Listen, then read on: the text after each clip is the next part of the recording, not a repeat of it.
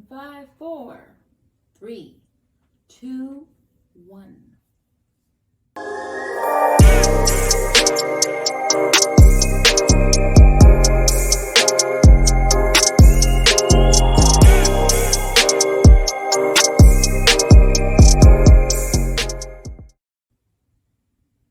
Hey guys, how are you? Welcome back to another episode of Core Listens.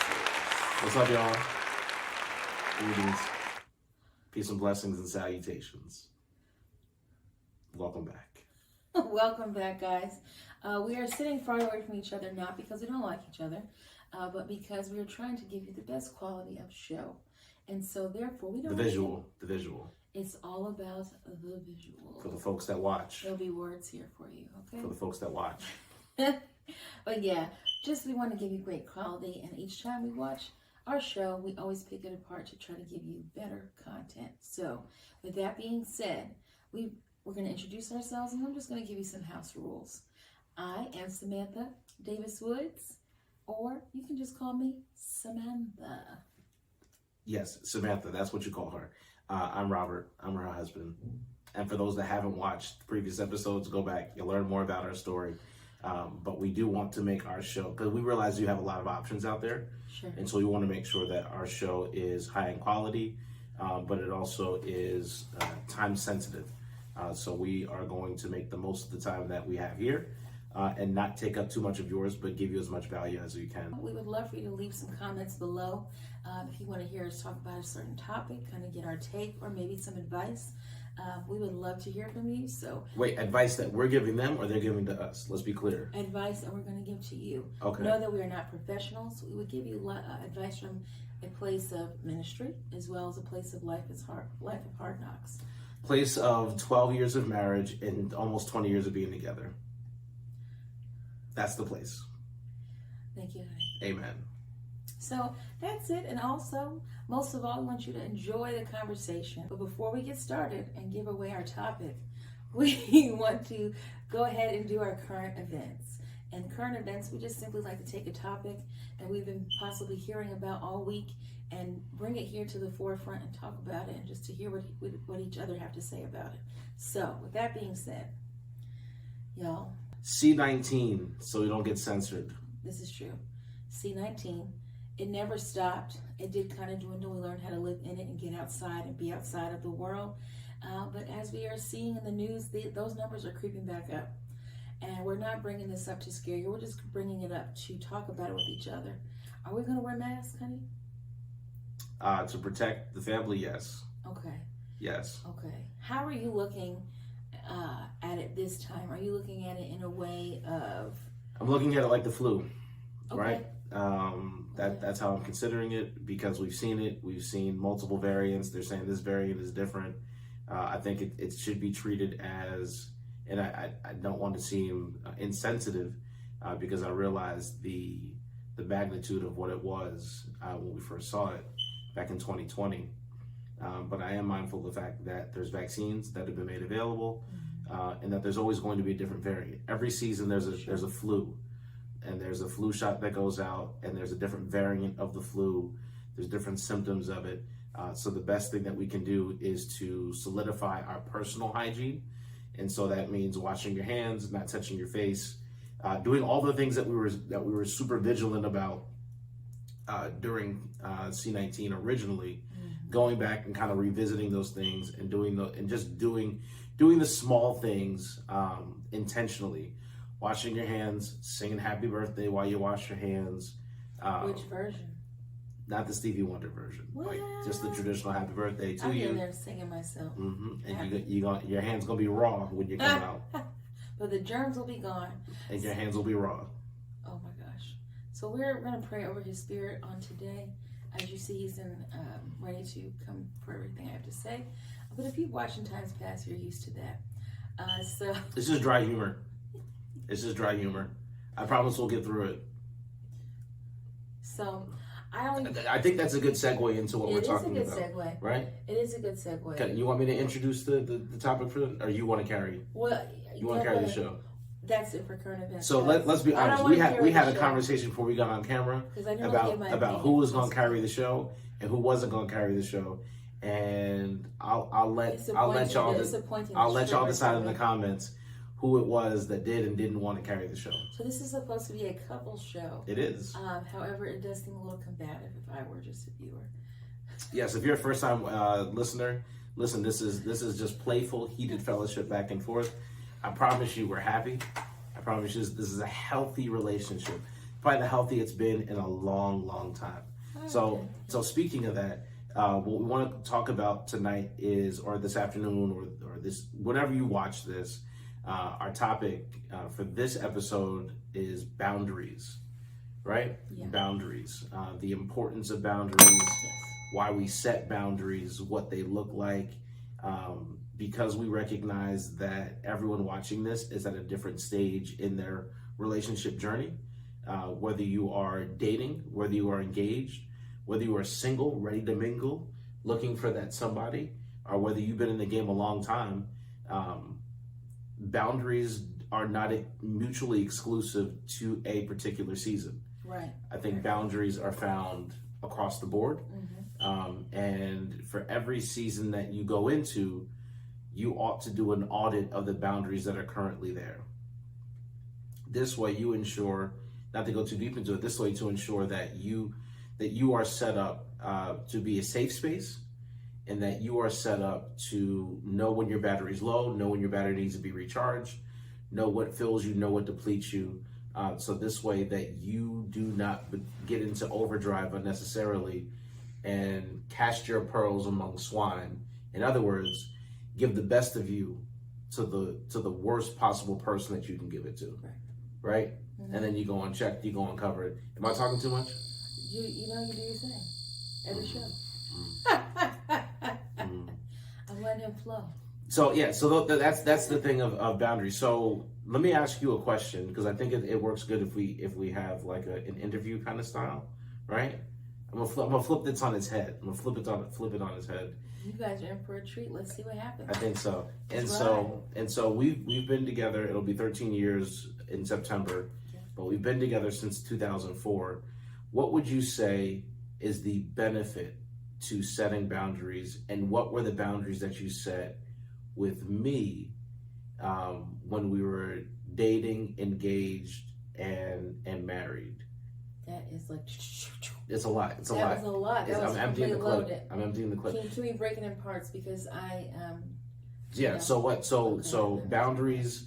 So let's just make it plain. So I like the first part. What were some of the boundaries that you set? Yes. Right, to ensure that you're good. That was why. Okay. Or why? Okay. Why? Sure. Let's go with why. So, if I can just say this, thank you for your intro. It's great. When I hear the word boundaries, I hear it's a way, at least for me personally, I can only speak for myself, to avoid burnout. A way to avoid becoming someone that you don't want to become, because you are, again, burnt out or overwhelmed. That's really, for me, I feel like that's the importance of boundaries. And so when we were dating, I would say, it's hard to, I don't want to say, okay, so in that phase, because there's different phases of relationships, we were dating. At that point, I called us talking partners. We were dating partners. Dating partners. And with that, I did have boundaries. There was very, very, I'm sorry, I don't mean to interrupt. There was commitment anxiety on somebody's part. Yeah. He's really... Someone. He's trying for this. I didn't say who. And so those boundaries at that time, in the headspace that I was in, because I was coming from a place of, I had been, although very young, I had been in relationships for majority of that time, and I wanted to be able to enjoy being young, and I wanted to not have someone feel like they could, he's trying to touch me with his feet, I don't do feet, talk about that another time, but just trying to not have someone feel like they're kind of like that I'm obligated to someone. I don't want to say, I hate to say it like that, but I'm just telling you this was the Sam headspace that I was in at that season. And so it was very important for me at that time to emphasize that we were just dating partners, meaning that I was not just tied down to one, because I wanted to have fun, and I wanted to not feel like I had to not necessarily report, because you shouldn't feel like that in a relationship. If you do, then you need to reevaluate the relationship. But I did not want to feel like I had ties with someone. If that makes sense completely. I wanted to be free. I wanted to be a bird. Respectfully, you wanted to be in the streets. Right. And not necessarily being nasty or, Right. HOE days, or HO3, sorry. The kids are teaching me HO3, right? Not that kind of phase, but just have fun and not feel like I have to be worrying about someone else. So in that time, that's the kind of boundaries I set. And then I feel like boundaries are set for the season that you're in. And so that's the season that I was in. Fast forward to, engagement? Can you fast forward to that? Sure. Those kind of boundaries look different. Those boundaries where I want to make sure that I am, that I was setting a tone that, in that season, that headspace of Sam being a fiance, those boundaries look different. And so those boundaries, I'm trying to remember because we've been married again for almost 13 years, but when I recall, those boundaries were trying to make sure that I was appeasing, to show him that the woman that he was marrying was a good partner in terms of taking care of the household and stuff like that. So those boundaries looked like, what did they look like? I'm trying to remember. I would say things I would do for him and things that I would not do for him. For an example, quickly, his mother, wonderful woman, but at that time, Speak well of her. I speak well of that beautiful queen. I'm blessed to have a wonderful mother-in-law. Not all can say that. I can say that. Beautiful woman. Oh God, I love her. But at that time, I tried to be cute and wash his laundry for him.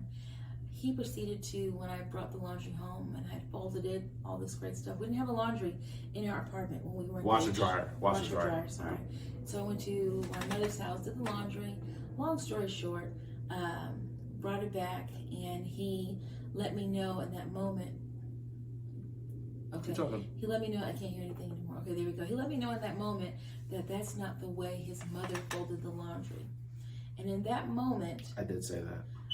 Right. In that moment, being a fiance, another phase of the relationship, I had no idea what I was saying. The boundary that I needed to put up in order to keep a happy home was to no longer do his laundry, because I knew how it made me feel in that moment. And so that for me is a great example of not wanting to experience burnout or not wanting to experience someone that you can't be your greatest self to the person that you do love. And so for 2 years, I did my own laundry. So to me, that was setting a 2 boundary. years, I'm not I did saying my own necessarily laundry. go out and do that. I'm just saying I'm giving examples of boundaries. And this woman still took communion for 2 years. I sure did, because I didn't feel bad, and I had already forgiven him. But my boundary was, I am not going to do your laundry, because when I do your laundry, I feel triggered, and I feel like I'm not going to be. I'm going to not look at you in the best light. I'm going to feel frustrated because I know that you're looking like this is not what your mother has done. So that's another boundary. And so we can go so on and forth, but I'll stop there. Okay, great. I really appreciate that. And that boundary hurt. I'm going to be very honest with you. I didn't realize that commentary coming out of my mouth would set me up for a 2-year sentence in which I would have to drive 30 minutes to my parents' house, to do laundry, and it would be an all-day affair. Not that I didn't mind spending time with my parents. It allowed us to kick it and spend some quality time together, some QT together. But yeah, that was a tough sentence. I didn't realize that me making that statement was going to create that kind of consequence or outcome. But let's continue. Yeah, let's continue. Let's continue. Yeah, but I feel like, do you have a question for me, or is it? I was going to ask you, what were some boundaries that you placed with me in order to be your best you in our relationship during our dating season as well as our engagement season?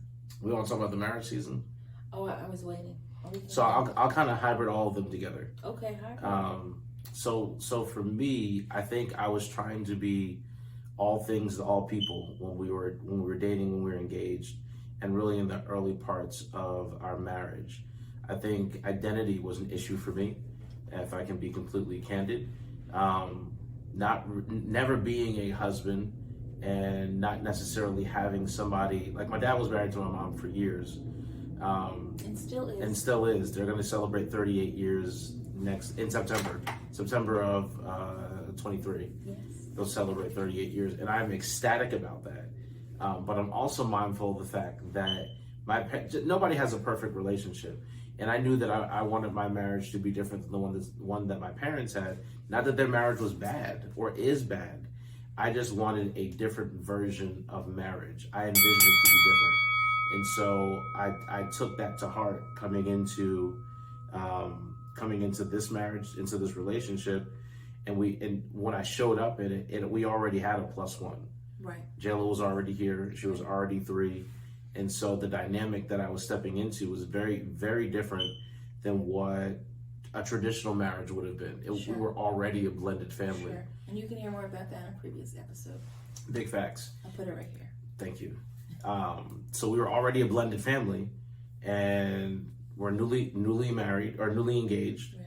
newly married, and living and trying to figure out life, but at the same time we're growing exponentially, and there's this how do I grow at a good pace and not feel like I'm leaving the person behind me. Sure. So it's like this it's this constant tug of war, and I'm not just talking about career. I'm talking about emotionally. I'm talking about spiritually. I'm talking about psychologically. Culturally, right? What does that look like? Thankfully, we kind of came from the same culture, so we had a lot of some similarities there. But as it pertains to boundaries, I feel like what I tried to put, I feel like I probably ran to ministry and church to create that kind of boundary, because it gave me a system of values, belief, and structure. Got it. So I think that kind of became that thing, because there were models of people that were young and were in ministry and were either on their way to pastoring or getting ready to pastor or were in seminary. And so for me, I don't know if that's I guess that's setting the boundary, right? Of just kind of setting a level setting or kind of creating something that I could look at, view, to kind of model my own family after. Because I didn't even really get into when we talk about boundaries, like there weren't healthy, let me be very clear, there were not many healthy boundaries set, because there was so much bleeding of things. Sure. Because there's no outlet. Again, we got married early. Right. Our friend group was not married.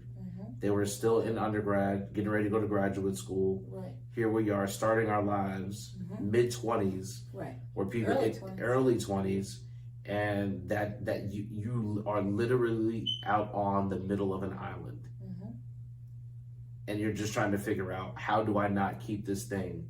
How do I not drop this? Right. How do I not fumble this? How do I not destroy this from the inside out? And so I don't know. Not really having other people to talk to about it, because they were just like, "Oh, you guys are happy. I want to have that one day. I want to be married." And I want to have it one day, right? Yeah. It's an ideal. Right. But their ideal on some days was our nightmare. Right. Because we didn't have a release valve. We didn't have a button that we could eject and say, and the only button that we could have hit was the divorce button. Right? And be like, hey, I don't know if I want to do this anymore. And thankfully, neither one of us wanted to hit that button at the same time. Right. So here we are 13 years later, sharing our stories, sharing our perspectives, sharing our learnings, hoping that somebody grabs something that we say and applies it to their own situation and says, hey, I got enough left in the tank where I can fight for this. Right. I can make a decision for this. Yeah, that's our hope. That's our hope. That us sharing and being transparent with you all will help your journey a little less heavier. Cumbersome. Every word I say must not be good enough. No, it's great. I'm just the guy that throws another word in. But no. All jokes aside, yeah. So I appreciate your transparency with that. Now, in terms of boundaries, though, I didn't answer the question. You did, but then no. But you shared a great. It was so great. I didn't answer the question. Okay. So, but what I would say or ask, or if I could input and then just hear your input as well with the boundaries piece, is that because we have mentioned more than one time our length of marriage, and of course we want more length to come, and we know that 13 years is not necessarily big to the people who are been here for 50 years or plus, but we're just saying what we've gone through thus far. 50 people that have been married for 50 years probably not on YouTube. You never know. You're right. What I will There's say, less of them though. Sure. But what I will say is boundaries for me, and again, I talked about earlier with the phases of relationships Mm-hmm. and how boundaries can become different. For you, with some of the boundaries that you've created now currently in our marriage, for you, but and myself, I would say these boundaries came after trial and error. Realizing that, hey, when this happened, I didn't like the person that I showed up in that moment. So rather than that person coming back out, this is the boundary that I know I created, that I know I don't necessarily want to cross. Maybe shift the responsibility back on me, like, hey, I didn't appreciate how I treated you in that moment. So in order for me to show up better for you and myself, this is the boundary I got to create so we don't go back to that. Got it. So you want me to answer that? But did that make sense? I think so. I'm going to attempt to answer it. Okay. Because it wasn't necessarily a question, it was more of a statement. And correct. Yeah. So what I hear when you made your statement was triggers. Got it. Right? Sure. Like what triggers you. And I think for me, I've had to, so understanding how I communicate and how you receive a message is paramount. Okay. Because how I communicate isn't the same way that you receive a message. And so if I'm riled up and I'm on 10, you're never going to meet me on 10. No. You're going to stay on 2. And that angers me. And that angers me. 2 is really low. And that angers me because I want you to meet and I want you to match my level of intensity. Look, hear me. If I'm on 10 and you're on 2 and you refuse to get off 2, what I've learned in setting a boundary is I have to, in the words of Mace, breathe, stretch, shake, let it go, right? Sure. And what do I mean by that? I have to meet you where you were. So I got to get off 10 and probably get down to like a 5 or 6. Okay. Because then you're able to hear me. Okay. And how do I get there? I got to walk away. Okay. Because nothing good comes out of it. So your boundary is, hey, I'm taking a walk, right? I'm taking a walk. I'm taking a drive. Yeah. I'm going to the driving range. I'm going to a quiet place. I'm withdrawing. I'm waving temporarily the white flag of surrender. Right. Because I need to collect my thoughts. Because if I don't, I'm gonna come in super high, and it's not going to help the situation. Correct. So for me, the boundary that I'm seeing is, hey, when I'm feeling frustrated and I say I need to take a break, don't take offense. That's my boundary. Leave me alone. I'm letting you know. And you talking about me? You talking about for you? I'm talking about you. I'm just trying to, soften the message a little bit. But yes, basically what I'm receiving and what we live is that if you're feeling overwhelmed in that moment, the boundary line is, hey, proceed with caution. Leave them alone. We're gonna break the. You want to water? I don't want to water this down. I'm not trying to water it down. What I'm saying is though, and what you just said was that in that moment, your boundary is, I know that I don't like the person I feel like I'm going to become in this moment. So my boundary is here. I'm going to take a beat, whether that be whichever your desire is, and then I'm going to come back. When I realize that boundary has been set in place, because it's a boundary of love, it's coming from a love place, not an angry place of like, like a dislike place, but it's just, I love you that much, I'm going to walk away in this moment and come back. That is a boundary. And so that's your example of boundary. I love you enough to change my approach. Exactly, literally. And so, for an example, especially on my side, in terms of doing a lot of things in the house, we have 2 children. We talk about them often. Very involved in their school side as well as working full time. I would say I took on a lot of things in terms of drop off, pickup, extracurricular activities, lunch, all the things, then come home, make dinner, hear whatever you're going through, everything for you. And so for me, I began to experience burnout. And for me, I was you even told me at one point, you're like, I feel like you're here, but you're not here. Correct? That was early in our marriage. Okay. And so for me, I had to start to evaluate myself because I did not like who I was becoming. I did not like mentally where I was. I felt extremely down, very depressed. But I didn't know how to vocalize because I just knew I had to be there for everybody else. and I was never there for myself. So I had to, with much prayer, more devotion, and just being intentional in those areas, I started to realize, like, hey, where are places that I can get help with? And help is not a weakness. Because for me, help is a weakness. Why can't I do everything? I'm supposed to be super amazing woman, all that. And so my boundaries. But who told you that you were supposed to be super? I feel like it's what I saw. Where? And I feel just in life, my mom, she did a lot of things because my dad was on the road, and so my dad worked very hard. And when he was here, but he did a lot of working. So she did a lot of the things, and so I just felt like I always saw her doing the things, so I had to do all the things. That's interesting. And so, for me, what I started to realize is that I can't do all the things, because what happens when you're trying to do all those things, other things start to fall off, or things don't get certain attention, and then other things lack, and then something falls apart, and then before you know it, you're like, what the heck happened? And so those boundaries that I had to realize, unfortunately, after some things did do that, I had to learn, like, hey, can you help me pick up one of the kids today? And you know what he said? Sure. What do you need? I didn't know that I could do that. I felt like he was and still is the breadwinner, and I felt like this was my earning. If that makes sense. He didn't tell me that. It's just my mental state of where I felt. And so realizing, like, oh my gosh, and by him doing that, it actually freed me up to be able to get our other child, or it freed me up to be able to go ahead and stop by the grocery store. And that was like, whew, okay, like that was a great thing. That was a boundary for me. So my boundary was letting him know, like, hey, in order for me to be my best self, I need some help with you picking up the kids.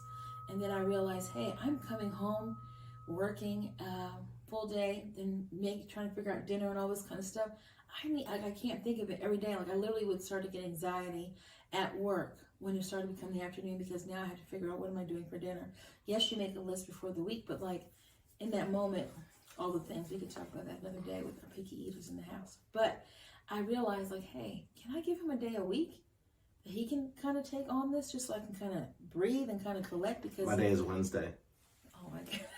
So that was something there. And so these are just examples of my boundaries, because I wanted to show up and be a better partner. I wanted to be present for my family, but also be present for myself. And it's a still ongoing learning thing. But those are just some examples. We could go on and on all day about that, but I just wanted to give some major ones for my people who feel like they have to carry the weight of the world on their shoulders. You do not. And help is not a weakness. Help is just is making sure that you can mentally be there and be present, because life is happening, and some things that happen in life, I'm kind of like, you see me over here, like, what happened? Because I was doing everything for everyone that I can't always fully remember, because I wasn't fully present. I was just doing what I had to do for everybody else to make sure everybody else was satisfied and taken care of. Yeah, I think I didn't know that that you had told yourself all those things, because I would watch from a distance, and I wasn't quite sure how to articulate it or how to insert myself. But I think it's really interesting, and you're probably not the only person that has that superwoman complex where you got this, pseudo Whitney Houston, I'm every woman anointing on you. I love that song, by the way. I get it, but the culture of that is terribly toxic. Sure. Because not only are you handcuffing you, you're also stifling the growth and development of everyone else around you. Yeah. Right. Mm-hmm. And one of the things that I share with you often as we're on this journey is that where we're headed, we need to be our whole selves. Right. Mm-hmm. And so for those that end up listening to this, are you the whole you that you need to be? Mm-hmm. Right. For yourself, mm-hmm. For your spouse, mm-hmm. for the person that you want to spend forever with, for your children, for your legacy.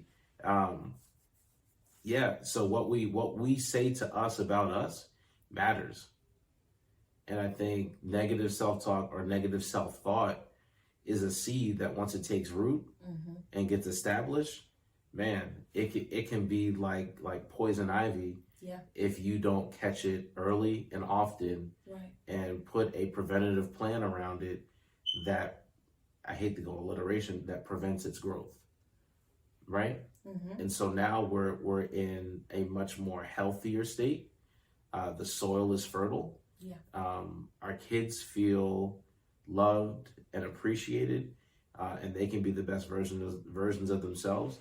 And I think one of my revelatory points that I've made this year or the past 2 years, as we come to a close, is when I became the version of me that needed to be present, and I stepped up and lived in the purpose that God has for me, I gave everyone else around me a license to do the same.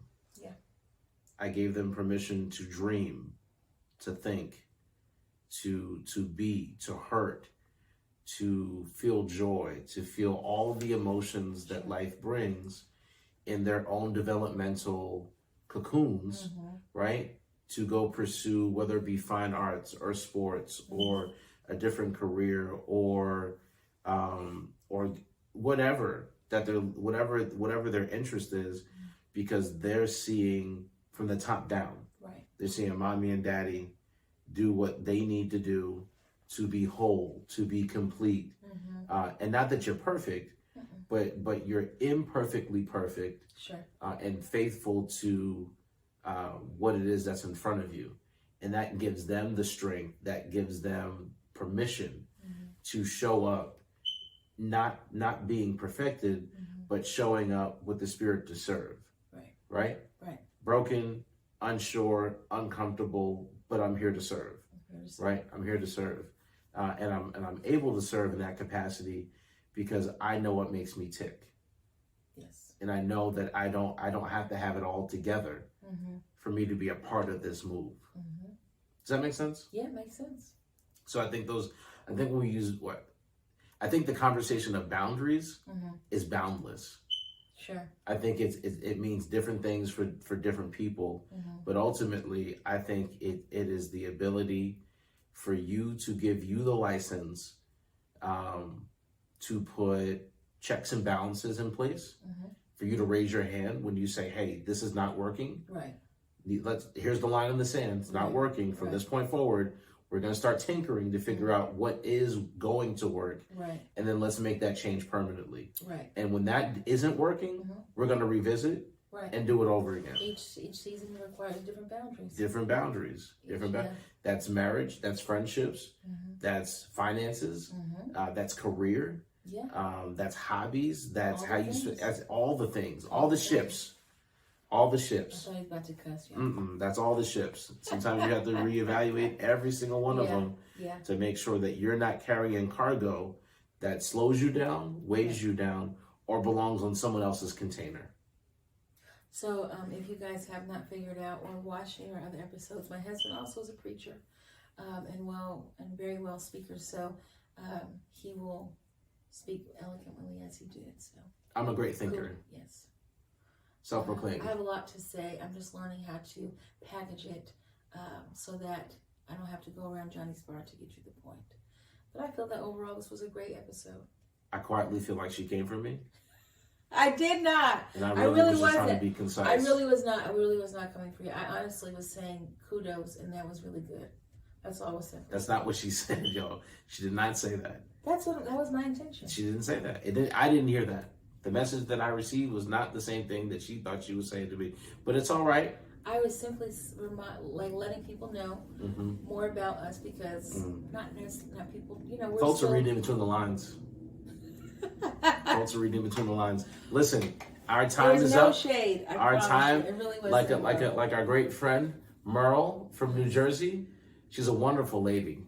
I hope you all get a chance to meet her one day. She's actually not from New Jersey. We knew her in New Jersey. We met her in New Jersey. She's from Jamaica. She went back. She did. She did. We're not going to tell her business because we don't know what her life is. You're right.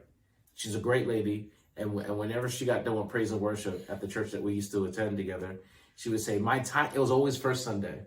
I never wanted to miss first Sunday because I knew she was going to be there. She would say this at the end. She said, "My time is up, and I thank you for yours." She did. And she would shut it down. She was a one woman praise and worship band. I wish you would. Never mind. So before we close, our time is up. But before we close out, and we thank you for yours. Okay, before we close out, can we remind them the things that we need them to do before they go? Yeah, so we should have said this at the top. We'll probably say it at the top again. Like, share, subscribe. So if this is a blessing to you, And don't forget to comment. yeah, like, share, subscribe, and comment. Yes. Yes, please. If it's a blessing to you, do not be stingy with the blessing. Right. If you find value in it, please subscribe. Please hit that hit the notification button so you know when we drop a new episode. Our hope is to drop one every week to give you fresh content for a variety of topics. So like, share, subscribe, comment. I know we're asking you to do a lot. It really doesn't take that much, and your small effort is going to make a big difference over time. And so we're taking our time out to share out of our well of knowledge. Do us that solid. Do that solid for us. And if you're on Instagram, Go ahead. Cracked Vessels Podcast. Cracked Vessels Podcast on Instagram. Amen. So I am Samantha Woods. I'm Robert. He's just Robert. I guess I'm just Samantha. I just want to put my whole government out there. I've said it a couple times now. So I'm Samantha, and this is Robert. And thank you guys for listening. My last name is the same as hers. Thank you for listening or watching, however you are tuning into this wonderful podcast episode on boundaries. Thank you for tuning in to another episode of Cracked Vessels. Until next time.